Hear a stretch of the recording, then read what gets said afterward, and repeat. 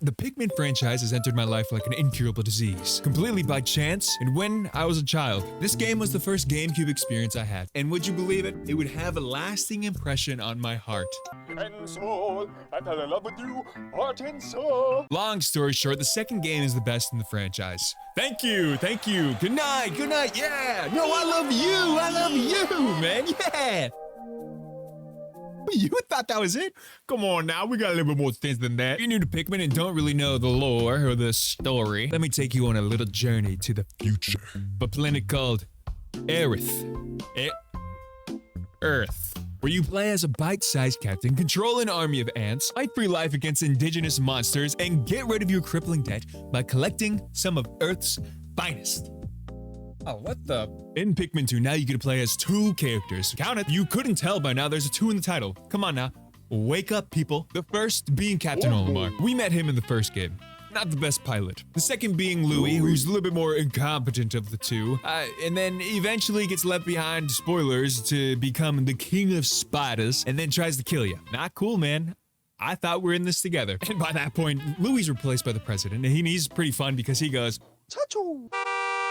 Now with these characters introduced, let's see the recruits. Control 100 of these little guys on the field at a time. The Pikmin. Red, blue, and yellow. Reds are best for getting around fire obstacles and are a little bit better at fighting things. Yellows are for electricity obstacles and can be thrown just a little bit higher. Blues got stupid little mouths and can breathe underwater. Look at that.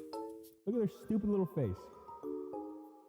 Adorable. But on top of those 3, Pikmin 2 brings in 2 more types. In the title, again, 2 more. Purple and white. No, white and purple. So white Pikmin are small and nimble and they're immune to poison.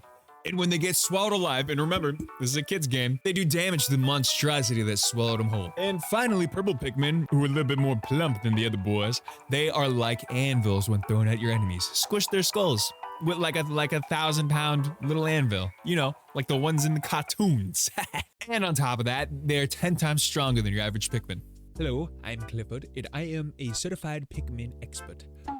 So if you didn't notice, the Pikmins, they can hold up to 1-to-1 of their own weight, and then the purple ones, they can hold up to 1-to-10 times the weight. Pick up really heavy things all by themselves, and then you can pick up like a big heavy weight. The music in this game is what really sells the atmosphere. Every action you make changes the music ever so slightly. For example, in the heat of battle, the music picks up a little bit. Find a treasure, music gets a little bit happier. And towards the end of a single day, the music gets a little bit more relaxing and more tranquil, letting you know that it's quitting time, boys. Come on in. It's quitting time.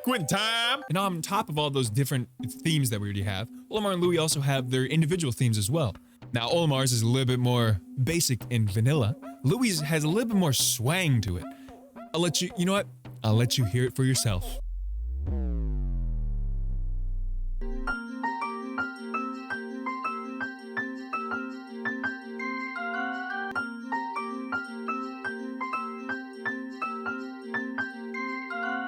And if you don't hear it, well, I've got bad news. You're tone deaf. Oh no, yeah, nothing to do with the game at all. You're just tone deaf. Sorry, my recommendation as a doctor is, you know, don't sing happy birthday anymore. People don't want to hear it. Grandma says you're good? Sorry. You're pretty bad, actually. Pretty much the worst singer in the family. Sorry. I had to put it out there. Now, your main priority in the game is to get these treasures, right? Earth's finest, like we said before, to get rid of your crippling debt. Because as you scour this dystopian Earth, sniffing out treasures like a dog, you're gonna be interested in what you find, because every single item is given a silly little name, completely different than what you think it is. Take a look at this one. Fossilized Ursuristay. Okay. Funny, computer. Even I know that's a silly little wooden dog. And as you collect these items, you're able to see them in the Piclopedia. On one side, you see all the treasures that you've gotten, and on the other, you see all the enemies that you've encountered. And the interesting part about the enemy side is that Olimar and Louis give you completely different descriptions of what you're seeing. Olimar will tell you how the enemy reacts and what it's kind of about, while Louis will say, how we gonna fry up this so much and go eat it? And also at the end of the day, you're given these kind of incentive towards coming back early, right? To kind of give you incentive instead of staying on the planet as long as you want, which you're allowed to because there's no day limit like in the first game. You're given these little emails from family members and corporate. They're like, hey buddy, how about you like come back quicker with the money? Because the investors, they want their money. And then like your son, Omar's son will call you and be like, Dad, I really had a tough time.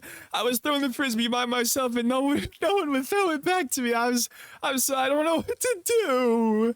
And it's supposed to incentivize you to come back early, but you think I want to go back to see my family? No way. So when you're exploring the open world, these 4 different levels, not only will you find ginormous monsters and treasures that will, you know, make your deck go away and the monsters will kill you, but you'll find these holes.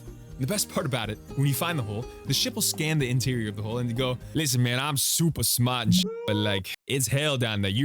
There's treasure, but like, you gonna die. And you're like, hey, it's not that bad. So let's jump in the hole. Let's bring in. Woo! And when you're at the bottom, you're greeted with brand new terrain from, I don't know, the interior of house with some blocks and stuff. There's other like rustic, endless hole type things. There's one that looks like a bathroom and stuff. So let's stop here. Let's stop at the bathroom. Let's stop. It's kind of like bathroomy, right?